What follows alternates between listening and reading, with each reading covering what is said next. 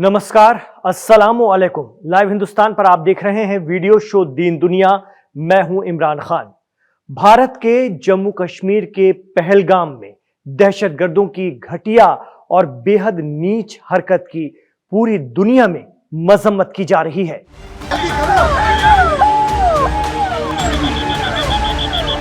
कश्मीर के पहलगाम में दहशतगर्दों ने मंगल 22 अप्रैल को वहां घूमने आए सयाहों पर घात लगाकर हमला किया, जिसमें 28 लोगों को अपनी जान गंवानी पड़ी है।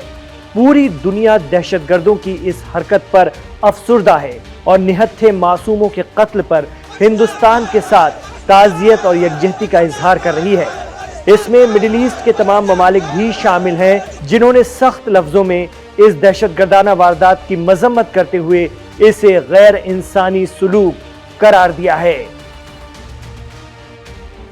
ईरान से लेकर सऊदी तक तमाम मुल्कों ने एक सुर में इसे दहशतगर्दाना कार्रवाई करार दिया है।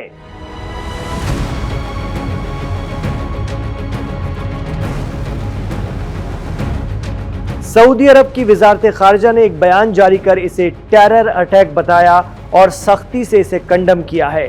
क्राउन प्रिंस मोहम्मद बिन सलमान ने इस हमले में शहादत हासिल करने वालों को खराज अकीदत पेश की।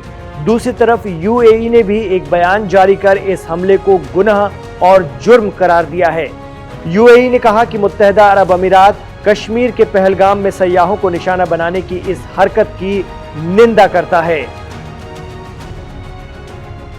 भारत के दोस्त ईरान ने नई दिल्ली में वाक़ अपनी एम्बेसी के जरिए कहा है कि ये एक दहशतगर्दाना कार्रवाई है और ईरान इसकी कड़े लफ्जों में, सख्त लफ्जों में मजम्मत करता है। वो मुतासिरों के अहले खाना के साथ खड़ा हुआ है और ये बिल्कुल और सीधी तौर पर दहशतगर्दी है।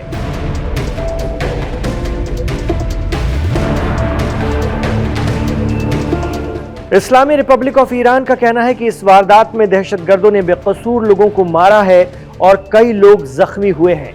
हम भारत सरकार और भारत के लोगों के साथ हैं और खास तौर पर हमले में मुतासिर लोगों के लिए अफसोस का इजहार करते हैं। इस बीच खबर मिडिल ईस्ट के हवाले से, जहां ईरान और सऊदी की नजदीकियां अमेरिका और इसराइल के लिए परेशानी का सबब बन सकती हैं। जी हां, ईरान ऑब्जर्वर के हवाले से दावा किया जा रहा है कि सऊदी अरब के किंग की तरफ से एक खत ईरानी supreme leader Ayatollah Ali Khamenei को लिखा गया है, जिसमें यह भरोसा दिलाया गया है कि इस्लामिक किंगडम सऊदी अरब इसराइल को तब तक तस्लीम नहीं करेगा जब तक कि अलहदा फिलिस्तीन रियासत का क़याम नहीं हो जाता।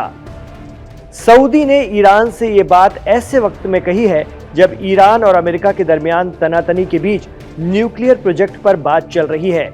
एक्सपर्ट मानते हैं कि सऊदी का झुकाव आमतौर पर अमेरिका की तरफ रहता है। सऊदी और अमेरिका की दोस्ती गहरी है। सऊदी में अमेरिका के एयरबेस हैं।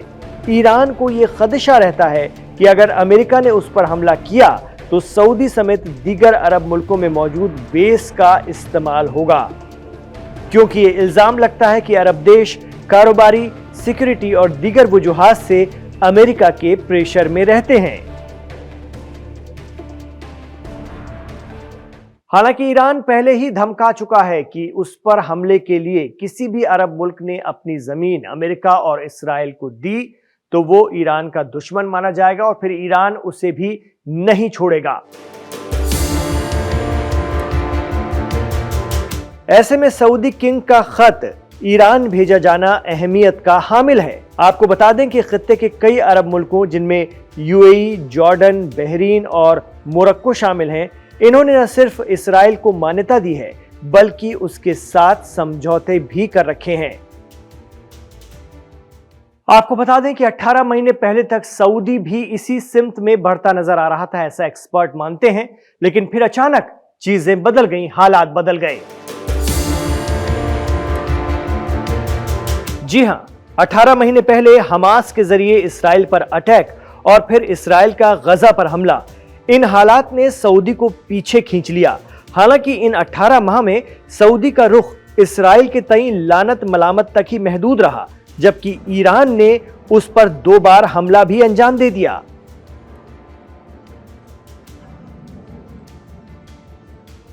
आपको बता दें कि सऊदी के डिफेंस मिनिस्टर यानी वजीर दिफा प्रिंस खालिद बिन सलमान अल सऊद पिछले दिनों ईरान पहुंचे थे।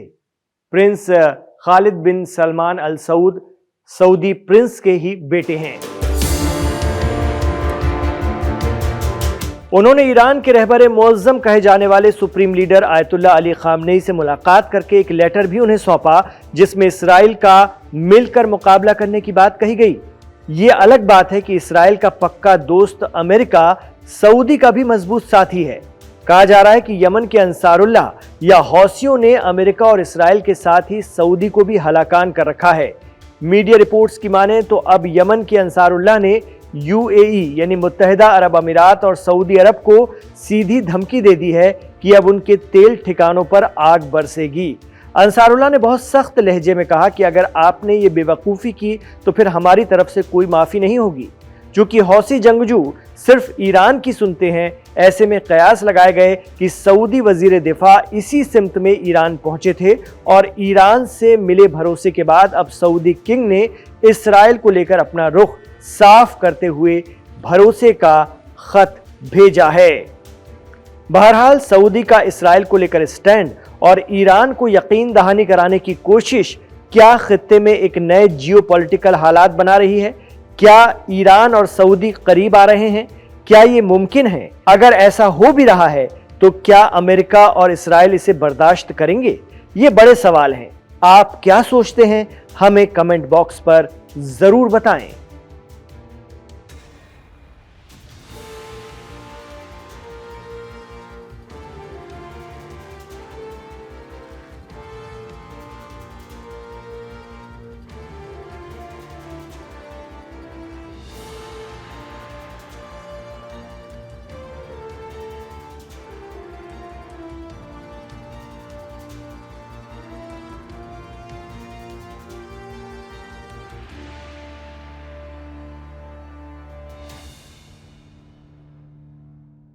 तो लाइव हिंदुस्तान के शो दीन दुनिया में आखिर तक इमरान खान के साथ कनेक्ट रहने के लिए आपका बहुत बहुत शुक्रिया। आपसे ये भी गुजारिश रहेगी कि अगर हमारा ये वीडियो आपको पसंद आया है तो इसे लाइक जरूर कीजिएगा और इसे खूब आगे बढ़ाइएगा। साथ ही हमारे चैनल लाइव हिंदुस्तान को सब्सक्राइब जरूर कीजिएगा। इमरान खान के साथ जुड़ने के लिए बहुत शुक्रिया। अपना ख्याल रखिए और अपनी दुआओं में हमें याद रखिएगा।